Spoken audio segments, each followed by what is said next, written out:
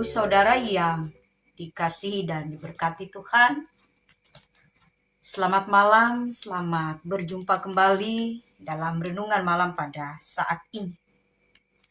Bagian firman Tuhan yang akan kita renungkan dari Ibrani pasal 4 ayat 14 sampai dengan Ibrani pasal 5 ayat 1 sampai dengan 10. Ibrani pasal 4 ayat 14 sampai dengan Ibrani pasal 5 ayat 1 sampai dengan 10.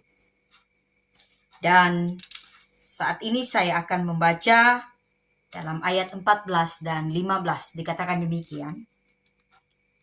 Karena kita sekarang mempunyai imam besar agung yang telah melintasi semua langit, yaitu Yesus anak Allah. Baiklah kita teguh berpegang pada pengakuan iman kita. Sebab imam besar yang kita punya bukanlah imam besar yang tidak dapat turut merasakan kelemahan-kelemahan kita. Sebaliknya sama dengan kita. Ia telah dicobai, hanya tidak berbuat dosa. Bapak Ibu Saudara, dalam bagian firman Tuhan ini satu tema untuk kita, yaitu imam besar kita yang sempurna. Imam besar kita yang sempurna. Nah, saudara-saudara, dalam dunia ini ada banyak tokoh yang sering dijadikan sebagai teladan. Tetapi mereka tetaplah manusia yang memiliki kelemahan. Artinya mereka belum tentu mengetahui keberadaan kita, pergumulan kita, persoalan kita. Apalagi mampu menolong, menopang kita ketika kita berada dalam situasi yang tidak baik-baik saja. Dalam bagian penulis surat Ibrani menyebut Yesus sebagai imam besar agung. Ayat 14 dan 15 pasal 4 Ibrani. Bagi orang Yahudi, imam besar adalah kepala dari para imam-imam yang mempersembahkan korban bakaran dan korban penghapus dosa. Jika kita melihat dalam pasal 5 ayat 1. Ini adalah sebuah jabatan yang istimewa yang tidak pernah diberikan kepada siapapun. Imam besar agung. Imam besar ada. Tetapi Yesus adalah imam besar yang sempurna. Karena gelar ini harus memiliki atau menuntut sebuah kualifikasi yang tinggi. Tidak hanya sekedar sebuah jabatan, tetapi tanggung jawab di dalamnya itu begitu luar biasa. Dibebankan kepada orang yang memegang jabatan imam besar. Nah, Yesus dikatakan imam besar, tetapi tidak hanya imam besar, melainkan ia adalah imam besar yang sempurna. Tidak ada bandingan. Karena Yesus mampu melampaui kualifikasi dalam 3 hal. Pertama dikatakan dalam bagian firman ini ayat 15 pasal 4. Dia sama sekali tidak berdosa. Sempurna karena tidak berdosa. Kedua, Yesus adalah anak Allah yang dimuliakan oleh Bapa itu sendiri. Dalam pasal 5 ayat 5 dan 6. Dan yang ketiga, Yesus taat sepenuhnya hanya kepada Sang Bapa. Ayat 7 dan 8. Nah, saudara-saudara, gelar imam besar agung bukan sekedar sebutan gelar saja. Tetapi gelar ini mengindikasikan sebuah kesempurnaan. Dan Yesus Kristus memperlihatkan ketaatan yang sempurna kepada Allah Bapa. Jika imam besar Yahudi harus mempersembahkan korban terus-menerus Berbuat dosa, persembahkan lagi korban. Berbuat dosa, persembahkan lagi korban. Artinya mempersembahkan korban terus-menerus itu imam besar Yahudi. Untuk memelihara kekudusan dirinya dan umatnya, maka korban itu dipersembahkan terus. Tetapi Yesus imam besar agung yang sempurna jauh lebih tinggi daripada mereka. Kenapa? Karena Yesus tidak berdosa seluruh hidupnya tanpa ada cacat celah.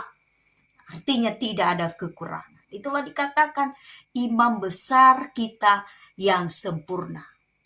Dalam 1 Petrus pasal 1 ayat 19. Dapat Bapak Ibu baca. Nah, saudara-saudara yang dikasihi dan diberkati oleh Tuhan Yesus Kristus. Selama hidup di bumi, Yesus mengalami banyak cobaan dan penderitaan. Namun Yesus tetap menaati kehendak Bapa yang mengutusnya. Bahkan ia sampai mati di kayu salib. Itulah mengapa Yesus Kristus menjadi sumber keselamatan kekal bagi orang-orang yang percaya.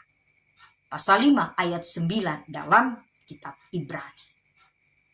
Bukan hanya itu Bapak Ibu Saudara, Yesus Kristus pun hidup dalam arti mengasihi kita manusia. Ia peduli atas kehidupan saudara dan saya. Ia peduli dengan apa yang kita alami, apa yang kita rasakan, apa yang kita gumuli. Yesus memelihara hidup kita. Ketika kita jatuh sekalipun, ia tidak pernah meninggalkan kita. Kalau orang lain, teman, kerabat, rekan kerja mungkin bisa meninggalkan kita. Tetapi Yesus tidak. Karena ia imam besar agung.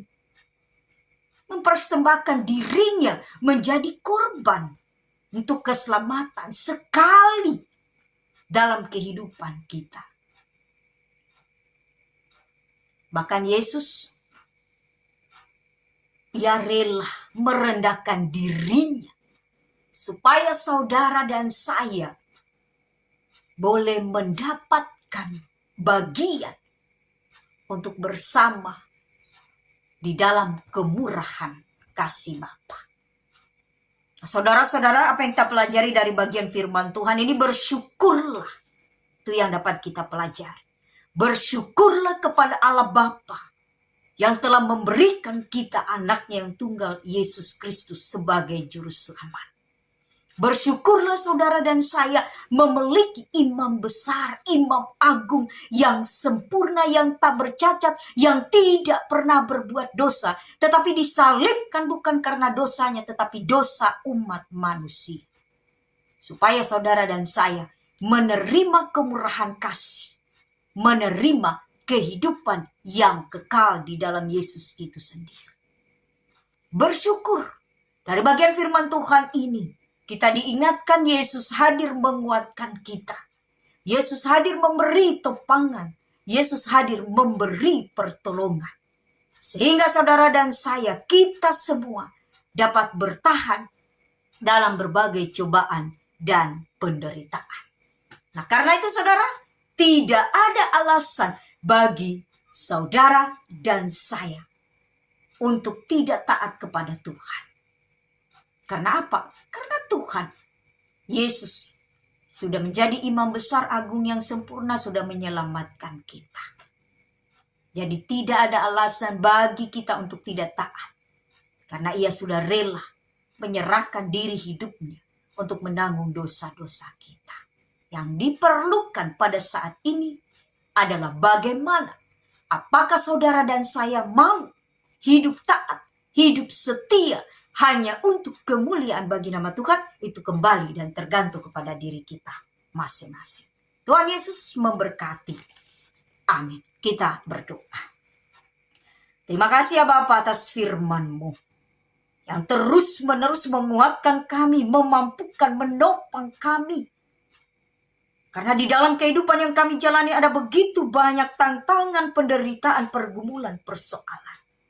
Tetapi melalui kebenaran firman-Mu, Bahwa kami diingatkan kami memiliki iman.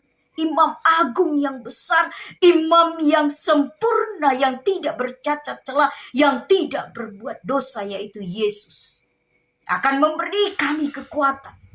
Tidak hanya menyelamatkan kami dari dosa, tetapi akan terus-menerus menolong, menopang kami, melindungi kami, bahkan menutup bungkus kami dengan kuat kuasa Roh Kudus. Mampukan kami Tuhan untuk menjadi orang-orang percaya yang setia, yang taat akan kebenaran firman-Mu. Menjadikan kami orang-orang percaya yang sungguh-sungguh hanya hidup hanya untuk memuliakan Tuhan. Dengan tindakan, tingkah laku, tutur kata kami. Mampukan kami Tuhan. Bahkan kami menyerahkan diri kami. Kami menyerahkan keluarga rumah tangga kami. Kami menyerahkan pelayanan kami, jemaat gereja-Mu. Bahkan setiap orang-orang yang dalam pergumulan, persoalan, dalam penderitaan, yang dalam sakit penyakit, Tuhan Engkau jamah mereka masing-masing. Tuhan Engkau pulihkan, Tuhan Engkau sembuhkan. Tetapi bukan kehendak kami manusia yang terjadi, melainkan kehendak-Mu sendiri. Dalam nama Tuhan Yesus Kristus kami berdoa. Amin. Shalom.